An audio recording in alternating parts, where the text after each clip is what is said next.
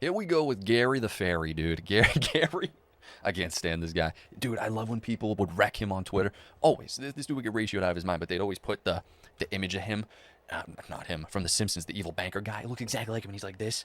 There are several reasons Ripple would buy new XRP with new capital for a treasury. Yet many ask, why not just move all from the escrow? A purely speculative factor. Maybe the pre-allocation theory is correct, and Ripple has less XRP in escrow than the public thinks.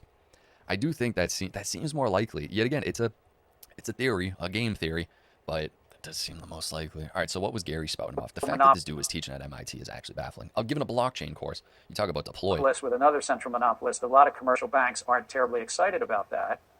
Maybe you're going to have to give some ownership. Maybe you'll have to give 50% of your ownership to the 20 banks that are now, part of this. I mean, there are other ways to build incentive systems. Maybe you put a native token in there, and you give them the native token. Almost so like you hold on to it in escrow to beat the current hand it out monopolist.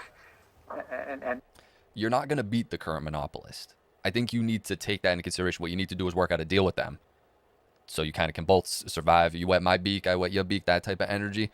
That escrow seems like this, bro.